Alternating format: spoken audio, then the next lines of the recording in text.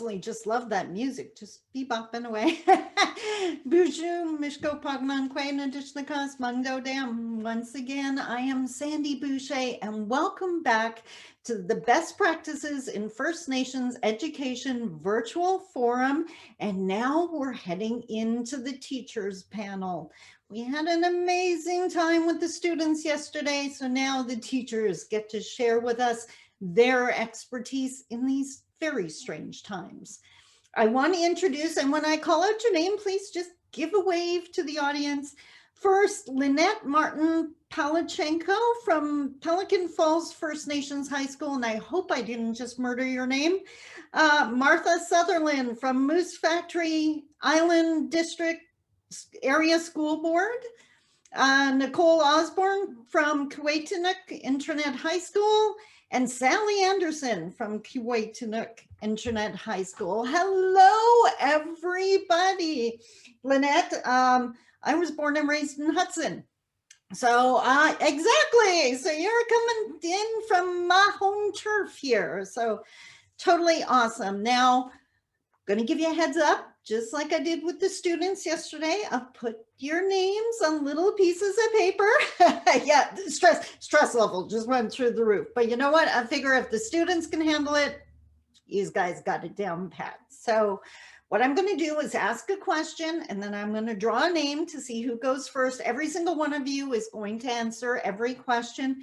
And don't panic. You don't have to remember the question. I'll repeat it for you. So it's all good. Just share with us your experience. That's why we're here. So the first question, what is a key learning opportunity you experienced in First Nations education that you would share with a new teacher, someone who's never done this before? So first off is Martha. You win. No.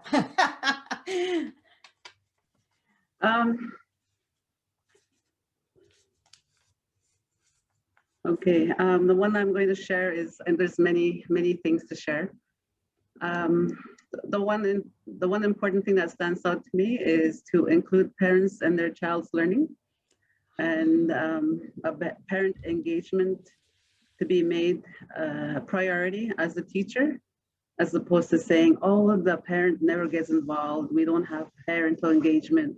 And instead of making those comments, I think as teachers, we need to also make that effort to make space for that in our education system. And the way that I have done it over the years is to have what I call a family fun day, and to do an activity in one of the subject areas that we're studying in the curriculum. And it varies from all the different subjects. One day it's art, next thing that you can do is science, or even social studies, and the different subjects. And we usually have, I never spent money for doing anything like that. I would always, food draws people, so I would always have a meal with them too. We would do the activity, and then parents were invited to bring in something to share, like a potluck style kind of thing. And it always turned out good. Everyone would always bring something. But the thing about that too is to prepare students with the possibility that parents might not make it every month, and to let them know that we are very busy working in our families. And even if we're not working, there's lots of things that people are busy with at home, looking after their families. So just to prepare students with the possibility that a family member might not show up, but also making an opportunity for a substitute family member to come in, for the families to be prepared to have someone else come in on their behalf. So it's not just parents, it can be, because in our First Nations families, we have the value of extended family, right? So yeah, so that's one I'm gonna share for that one. Thank you. That's absolutely amazing. And I mean, that sounds so matter of fact, but I can think of so many times where that was not the case, and people just assume that the parents didn't want to be involved. So I absolutely love that. Thank you so much. Nicole, you're next. So what is a key learning opportunity you experienced in First Nations education that you would share with a new teacher? So my best advice for all new teachers, especially for those that aren't from the community that they're teaching in, is you need to get involved in the community. And my experience in Deer Lake was that when I went up there, everyone was so welcoming and invited me out everywhere. I had a more active social life up north than I ever did. So when you get invited to go blueberry picking, go. Yeah. When you are invited to go fishing, you need to go. And I remember feeling so excited to get my classroom ready and do all of these things to start my year. But I'm so grateful that I made those connections early on, and it was so beneficial. Obviously, it's a lot of fun. You make friends, you get to learn new things, but you build that rapport with the community, and it gives you a standing, and it gives you that foundation to be effective. So that's my best advice that I tell all new teachers. That is such a huge one, because from a cultural perspective, saying no to those invites, that says a lot. So yeah, way to go. Excellent advice. Sally, you're next. So what is the key learning opportunity you experienced in First Nations education that you would share with the new teacher? There's so many ideas that I could go with here, and I want to copy Martha, and I want to copy Nikki, and I'm glad I'm third because Lynette, I'd probably want to copy you too. So I'm going to get in there, but yeah, I'm going to follow along on Nikki's idea, and that's about saying yes. You know, as a new teacher, especially as Nikki said, if you're new to the community, maybe a new teacher, you've got a lot of stress. You know, you've got the literacy guidelines and the numeracy guidelines, and you've got testing, and you've got assessments and reports.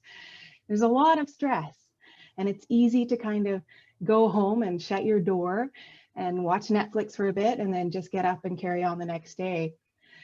But if someone invites you to go out ice fishing, and it's not even about the invitation. If somebody mentions there's an activity happening, that's the invitation right there. It's not going to come in a little envelope. Go, say yes, take those opportunities. The relationships that develop and then that are sustained through those activities, that's when the learning happens. A quick story.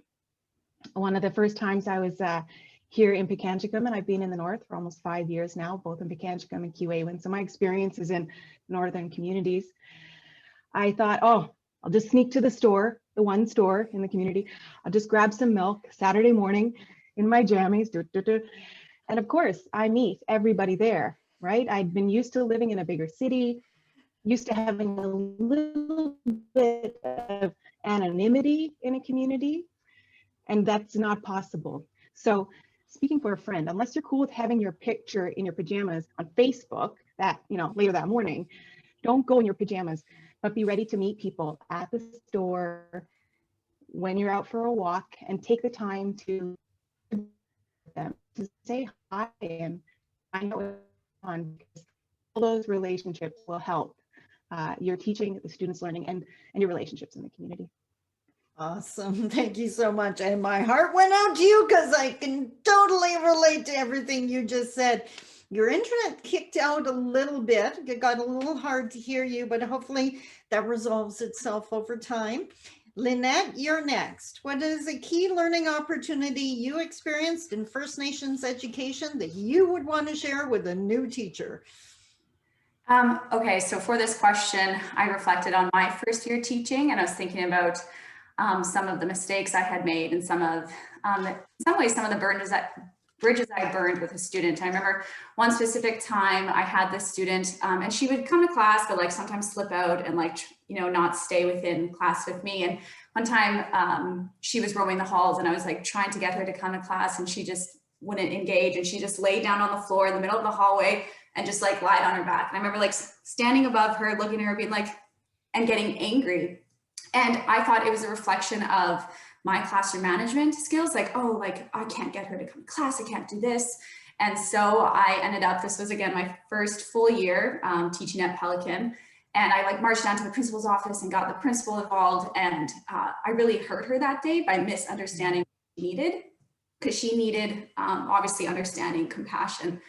And so what I would tell first year teachers is, first of all, you're going to make mistakes. You're going to make mistakes when you're talking to the kids. You're going to make mistakes in your lessons. You're going to make mistakes interacting. And when you make those mistakes, be ready to apologize. Be ready to try to mend whatever you broke potentially with that student. Because I remember looking to your eyes and just saw that how hurt she was with what I had done.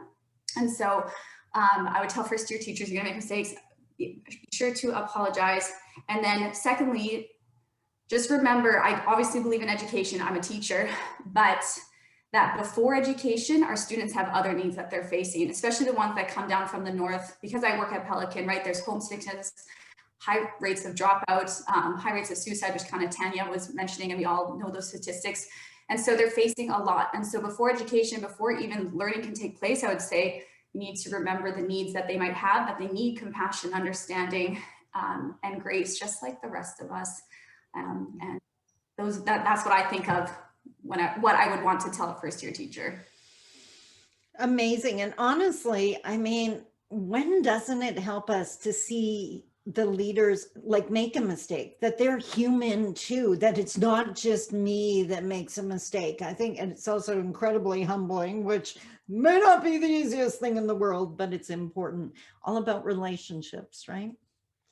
So the next question, you guys are doing amazing. See, no heart attacks. We're doing good. Life goes on. Okay. Since the pandemic, 1 year today since the global declaration, how have you adapted your teaching methods to better support students? So, I shuffled up the little pieces of paper. Oh, guess what, Lynette? We're just going to stay with you and go into the second question. So, how have you adapted your teaching methods during this pandemic to better support students? Yeah, I think the students brought up some really good points yesterday. Like when they're working online, patience is something that many of them repeat again and again. And I remember thinking that as a teacher too, just like, okay, I need to be patient with myself, with them, with technology, because everything online takes in like extra time. When we were getting used to switching over, everything took extra time. It was sometimes super slow. And so I would just tell my students, this is already a stressful time. I have adapted to no due dates except for the end of the course, like when the course ends. And even then there's room for extensions to get the coursework in. And that was really something, I think William mentioned that yesterday, that he was just like really having a hard time getting motivated, and he saw the assignments build up, build up, build up.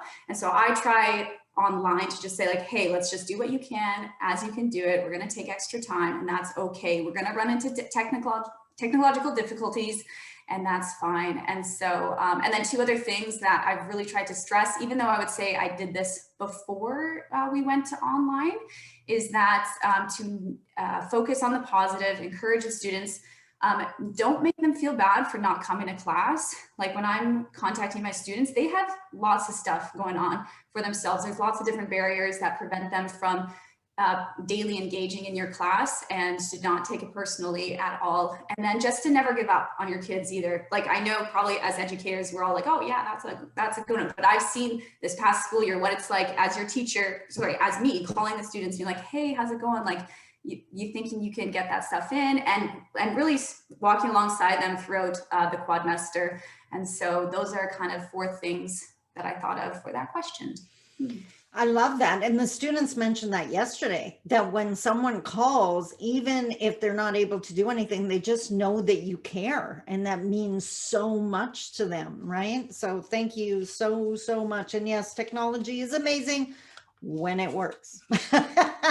We all know that feeling. Okay, Nicole, you're next. Since the pandemic, how have you adapted your teaching methods to better support the students? Yeah, just to piggyback off of what Lynette said, I agree with everything. Those are great points. You talked about how it's important to look at the students holistically. And so that means checking in on them and seeing how they're doing. And so this year, for the first time, I have a work Facebook account. And I've had a lot of success with that, reaching out to students and checking in on them. And that's where most of my students are. And so had less success picking up the phone and calling. There were some students, William, who we heard from yesterday, we had great weekly chats. He always picked up the phone when I called, but Facebook is where I'm having the most success. So that's something, if your administration is okay with that, I would recommend that.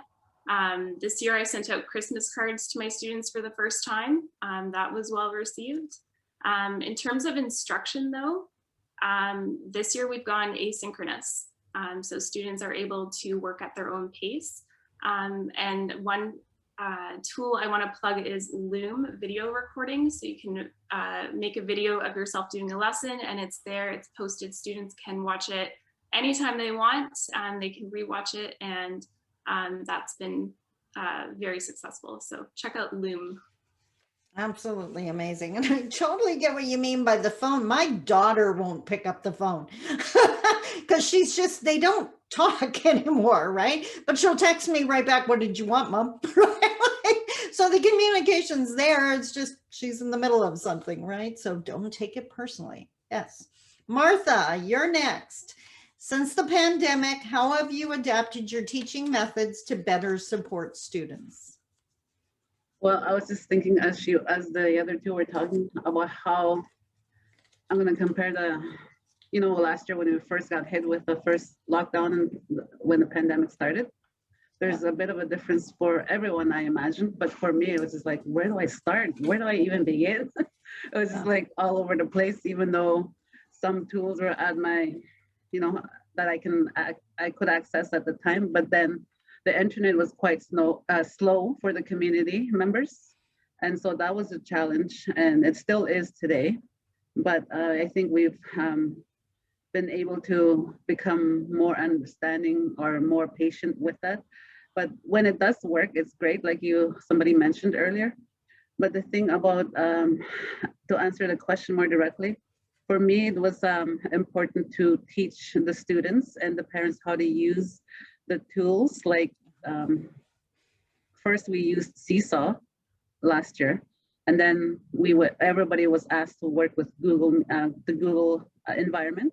So that's been good for us. It was more consistent throughout, but we're still able to use other platforms as well. The other one that we use regularly is Zoom, and learning apps that I use are RAS Kids and Math for IXL that students can access at their own time from home. But the other thing is to provide more time and also to be consistent when you go online. Like we're not online all day with our students. Like I teach grade 4, I only go online 1 hour a day at the same time. And if I'm not able to meet at that time, I make sure that they have a notice that there's a change in time. Sometimes there's things that do come up that we don't have control over. But the other thing is we're able to have, I have 3 groups. I have a morning group, an afternoon group, and then the remote at home full-time group. So I still make packages for everyone because the morning group is only here half a day, so is the afternoon group. So I try to include, for science anyway, a hands-on activity with things I know will be in their houses, or if not, I will provide the little bit of materials they need, like toothpicks and Play-Doh or something, and make packages like that. So making kits has helped for something that's hands-on. And that's something that I heard the students mention yesterday that was more helpful to them, instead of being in a situation where you're just doing abstract thinking. The other thing that we've done for online learning, when we went into full-time online, because right now we're just finishing up our 2 weeks, we've been told to go all online right now. And so I plan to do, start the week off with a sharing circle, which is something we normally do in a regular class time. Like we start off Monday with a sharing circle. And then we end off with yoga. We have a therapist in our school who's gone over and beyond for all the classes. And that's one thing that I've asked her to do for my classes, to come and do yoga with us. And we've done that online too. Yeah, so those are some of the things that I was thinking of as I was thinking about the question. Yeah, and one more piece. Even though something might be digitally available like a novel, I think it's critical for us to provide hard copies when we can. For us, I live on a reserve, right, in a community, and it's easy for me. Well, I don't say it's like very easy, but I have to make the time to go deliver when they ask for a hard copy. Yeah, thank you. Yeah, so it's not internet dependent. Yeah, I totally get that. And I don't know if you saw it, Martha, but when you listed off your 3 different groups or whatever, everyone else went like, wow, that's a lot of work. So your colleagues really appreciate all you're doing. So that's absolutely awesome. Sally, you're next. Since the pandemic, how have you adapted your teaching methods to better support the students? I feel like I want to be a student in everyone's class here. I want to come and do yoga with you, Martha, online. Send me a link next time. I love it. Lynette, I'm going to play off a little bit on what you said in earlier about meeting all the needs of the students, or recognizing that they have other needs beyond school. So academics, as teachers, that's our primary focus. You know, we want the students to get credits, we want them to get good grades and hand in their papers and, you know, develop their understanding and consolidate their learning. But that's one piece, right? Everything else that's going on around for that child or that student, it affects how they learn and what they learn and where they learn and if they can learn. So it's recognizing that, I think, and having the patience to listen if that's what the student needs, and offer supports. One thing that's changed for me since the pandemic, I think, is that now I'm a Facebook teacher. I never would have thought that I would have used social media as a teaching tool. And you know, I have a lot of experience in safeguarding young people and teaching teachers about how to use media in a safer way. So I'm coming from a background that's absolutely like, whoa, well, be cautious, exercise caution. But, you know, last week I was doing a video chat via Facebook Messenger, sending links through texts on Facebook Messenger, adding Facebook links to movies that were, you know, part of the learning. And there I was thinking, I'm doing all of this through Facebook, but that's what was accessible for the student at that time. So if that works for them, I'm open to that. I think one thing that's definitely changed since the pandemic is my awareness of and understanding of the students' mental health and wellness needs. And while I was aware and had some understanding before the pandemic, I'm aware now that it's even more important for the students to access resources, not just in times of crisis, but as preventative measures. So I need to think about what's available in Deer Lake and what's available in Sachigo and what's available in Nibinamik, and make sure that I have those resources that are accessible to each student in those communities at the time, and that it becomes part of the conversation as well, that I'm not just responding to a Facebook message that's sent in a time of crisis, that I'm talking about mental health every day, I'm talking about wellness every day, and I'm supporting their access to different resources at their level before a crisis happens. So shout out to Nan Hope. It's awesome. And students, youth, teachers, adults, it doesn't have to be a time of crisis, a time of questioning, or as a person that needs additional support in any area. They are awesome. So use them. I'll stop there.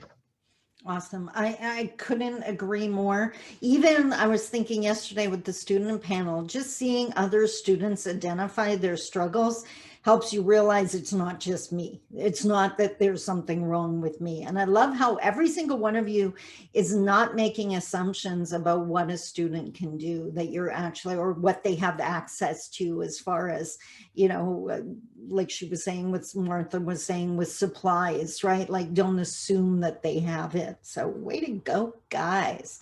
Now I'm dying to hear the answers to this one, because I can tell already we're going to have some interesting answers. The third question is, what are some creative strategies you use to keep First Nations students engaged in the classroom? So let's just see how absolutely creative you guys have got. And I moved all of these. Oh, Nicole, we're starting with you. So it's interesting because maybe about half an hour ago, Tanya said that the 7 teachings apply to all people. And I was trying to think about your question and what are some strategies that work for Indigenous students. And I think these probably work for all students.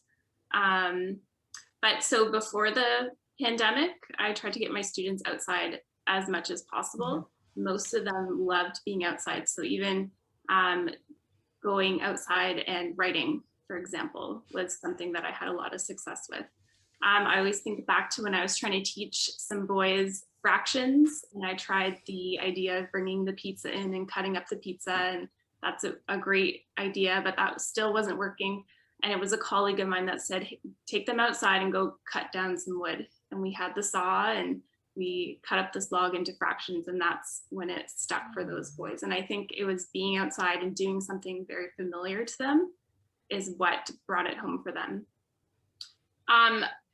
You know, since this pandemic started and we haven't had typical classes as often, the creative things I'm doing to try to engage students is try to know them very well online. And so something that I'm doing right now is reading one of the books that a student has suggested to me. And so that way, when I'm contacting her, it's not always about, hey, did you do your assignment yet? Hey, hand in your work. It's, oh my goodness, I can't believe this just happened in this book that you recommended. And that gives us something to talk about other than their schoolwork. And I'm finding that to be very successful with this particular student. And I think versions of this could work for any student and teacher. Awesome, thank you. And I love like the uniqueness of your plans, right? That works for that student and trying to find, just awesome. I put your names in a vase. So if you're wondering why I keep putting my arm at a ridiculous angle, that's because I'm digging in the vase. Okay, who's going next? Next is Lynette. So what are some creative strategies you use to keep First Nations students engaged in the classroom? Okay, so I answered this question during the pandemic. I was just thinking and so I guess it kind of ties into question 2. But what I've found effective is making contact with the student before classes begin. So I understand what you're saying about students don't necessarily like to use the phone, but I call all my students beforehand, try to talk to them personally and talk to their parents. And so I find that really effective in terms of students coming to the first day and then having your course organized or class organized, where the first day is like a lot of intro activities where the students get to interact with each other online, and setting up your digital citizenship classroom where we're going to be respectful, we're going to be kind. And so some of the tools I use are Pear Deck, which is a great way to deliver your lessons and have the students interact on screen with you. Screen sharing, using it anytime you can screen share and show the students how to access things, how to, like what Martha was saying about teaching them how to control or use their classroom. Just gonna look at my list. Oh, I do daily check-ins with the students. So like when they attend, we have a daily question of the day, and then everybody gets to post and ask questions. I do breathing, stretching exercises at the beginning of class so that, well, for me, I know that I get nervous, and I know they deal with a lot of anxiety and whatnot. And so we do breathing, we do some stretching, and I do Google Forms to check in on them. I call their houses still throughout the whole quadmester. I have virtual guests come in. I use 2 cameras depending on what I'm teaching. If I'm teaching art and I need to show them something, I have a camera up here and then my camera on my face. And so those are some ways that I've adjusted a little bit during this pandemic to deliver the course content to my students. Wow, that was, yeah, seriously, like holy moly's, that was an amazing list. Way to go. So holy moly's, just that's all I can think of. Okay, Sally, you're next. So what are some creative strategies you use to keep your First Nations students engaged? Yeah, before the pandemic, I used to say that I dance like a monkey, humor. It sometimes takes a lot to get somebody's attention. And if I can do that by singing karaoke, to make people laugh, or by wearing a funny hat, it makes it gives a sense of levity to the situation, and there's enough serious stuff going on everywhere that laughter is really, really important. And when people are laughing for even just that little moment, you know, they've forgotten all the other stuff that's going on and they're present, right? If you can get somebody to laugh, you know they're there. And if it happens once and then it's gone, it happened that one time, and that's huge. So yeah, laughter. And how I kind of try to harness that during the pandemic. See, I don't have a physical classroom here in Pikangikum. All the teaching that I do is off-site, it's online. So I have a giant cat. I adopted an obese cat who's 8 years old. And here I see another cat coming into the frame who's cuter and tinier than my giant, obese, fat cat Pat. I send students pictures of this fat cat in ridiculous poses all over my house, and it's a connection. These students from all over the north are sending me pictures of their pets, their animals they see outside. It's not directly related to something academic, but it's developing a relationship with students, and it's sustaining a relationship with students. So making that connection, and then the learning can happen because we've got that connection there. And it's like you both said before, it's learning about what motivates each individual student. So if that's learning about Animal Crossing or Minecraft or any number of other video games out there, that might not be my personal interest, but I'm going to learn enough about those things that I can at least ask a more or less relevant question about it to let the student know that I care enough to learn a bit more about them. That's absolutely amazing. Yes, Animal Crossing, I'm familiar with. Yes, thanks to my kids again. So, and yeah, smaller cat, 16 weeks old. So really not interested in listening to what I want him to do. So yeah, you may see him cruising around here. I really have no control, and I accept that. So Martha, it is now your turn. So what kind of creative strategies have you come up with to engage with your students? Oh, she's gonna show us something. Sorry, I forgot to turn off my mic. I just want to show this area. It's not timeout.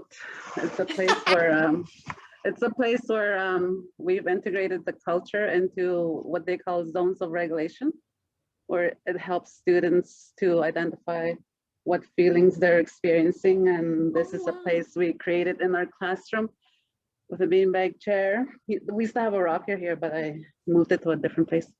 So there's some mindfulness tools here and a timer, because we tell them to only spend time here. We say 2 minutes, but sometimes we let them stay 5 minutes.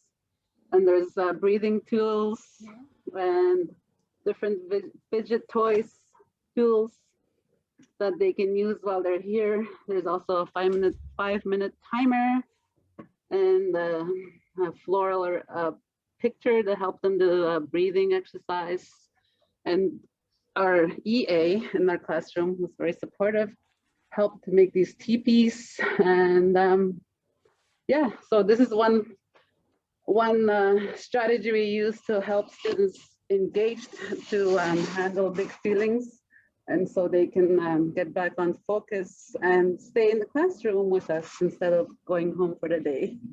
Sometimes a little break is what they need. So that's one thing I wanted to share.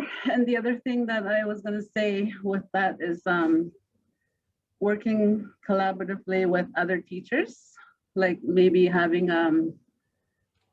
we used to have like reading, you know how you have reading buddies? We just call it, what did we call it? Learning buddies.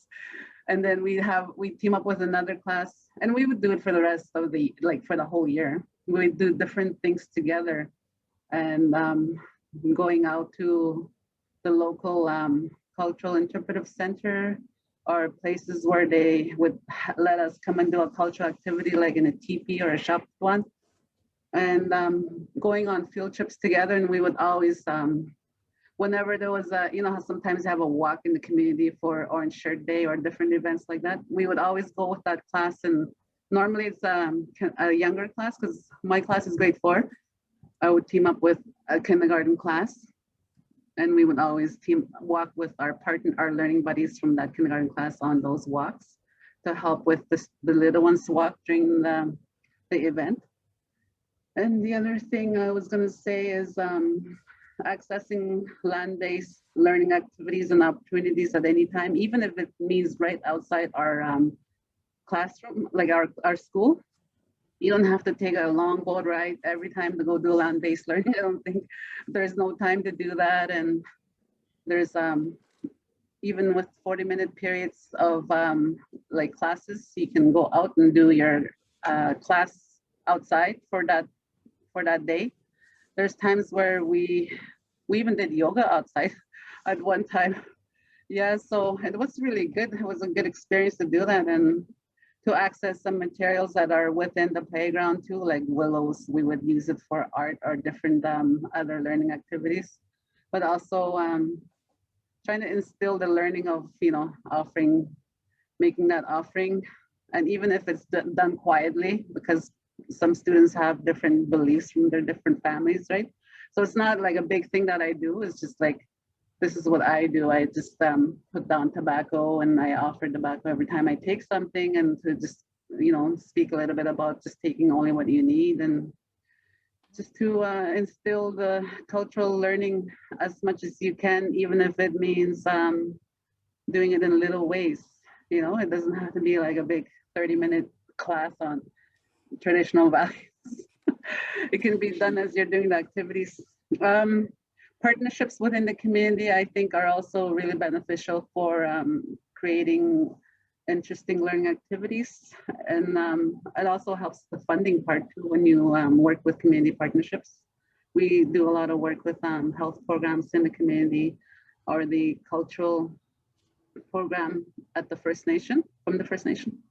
Yeah, so that's it. Oh, I was going to say one more thing. Thematic and what do you call them?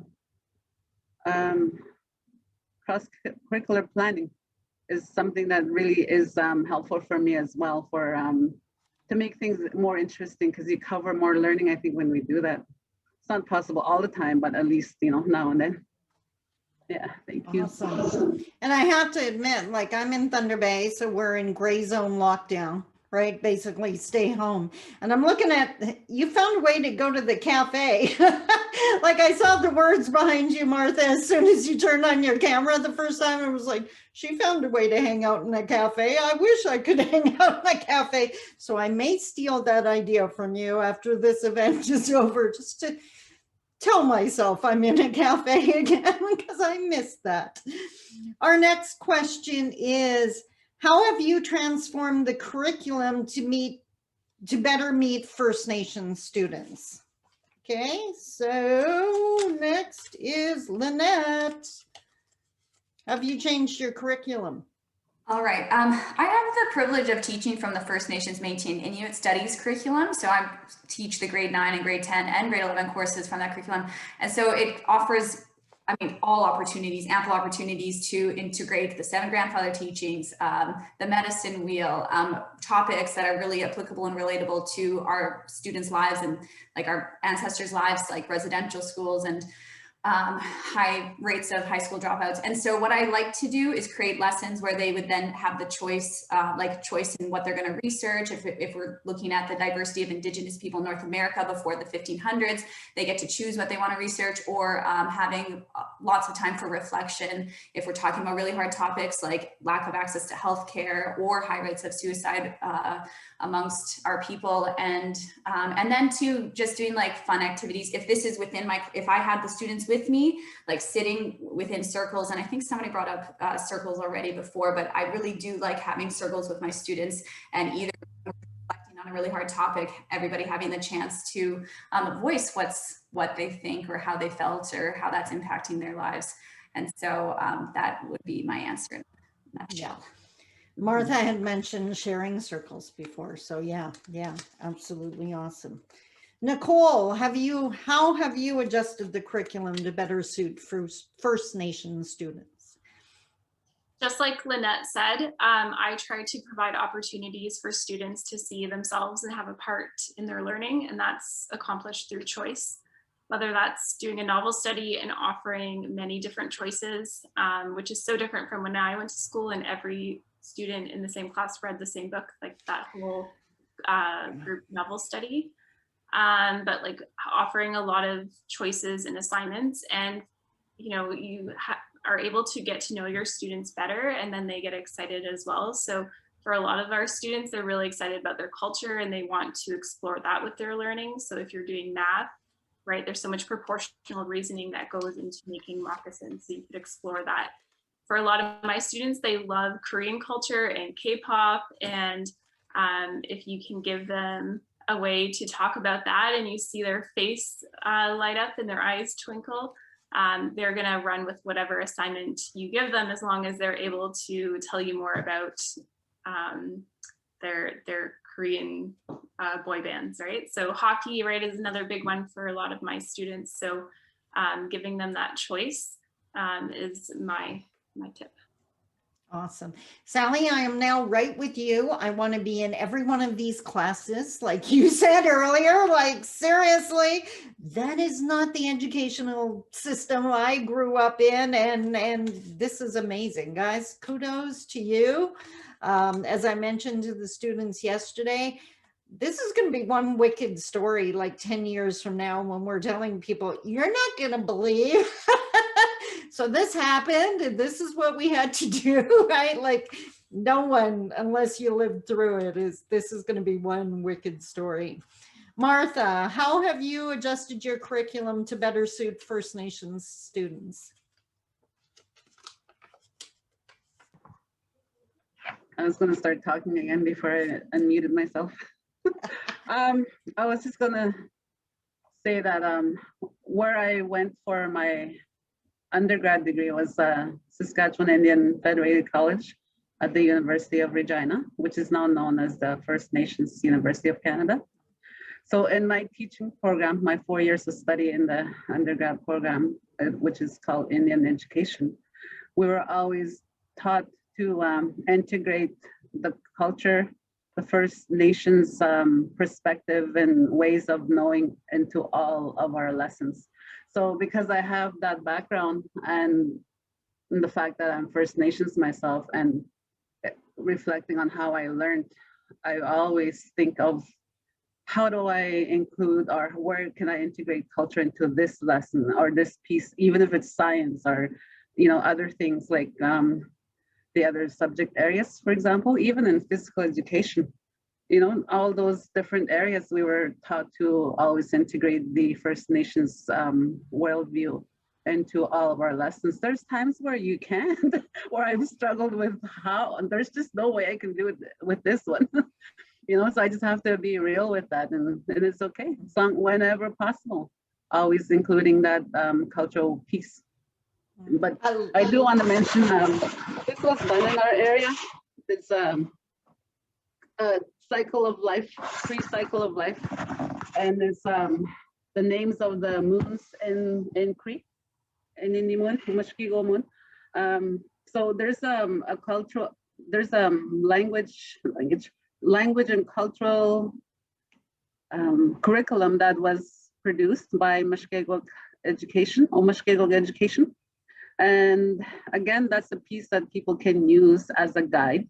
I don't use it like word for word, and it's helped me with integrating cultural, the Mushkegowuk culture into my teaching. And also the calendar includes what the name of the moon is in the language, plus the curriculum helps you figure out which activities happened traditionally in our culture, like what took place during that time, berry picking and snaring rabbits, trapping, and the hunt that's coming up in April is going to be exciting in our school. Coming up soon, everybody's preparing for the annual spring goose hunt, so that's going to be a big thing in our classroom for the next couple of weeks. That's Yeah, so amazing. that's how Miigwech. Sally, we got a couple seconds left here. Give me one of your creative, how did you adjust the curriculum? Oh my Pressure. goodness. Well, I know the pressure's on. Also, I've learned I've been last or like second last. I'm not playing the lottery today. Today is not my day. So Not your that's not day, happening. yes. Transform the curriculum to better meet the needs of First Nation students. There's a concept that has there's a thread of this that runs through who and how I am as a teacher. And this concept is educate to perpetuate. So you could take that with the idea of embodying or living the teachings that you want to share with your students. If you act in a way that is respectful and loving and caring and honorable and truthful, if you act in that way every day, that is the message. Those are the teachings that you will share with your students. It's much easier to say these are the things that you need to do in your life, but until you embody them and you live them yourself, and I see it's time to wrap up, so I could carry on talking. I've really enjoyed this, but yeah, educate to perpetuate. Awesome. Just a heads up, guys. For one, thank you so much. You guys have been amazing. We ran out of time. That's the reality here. There are some questions for you guys, so we're going to email those out to you. If you'd be so kind as to offer your feedback back, that would be absolutely amazing. You did it, guys. No heart attacks. We did it. So high five. Awesome.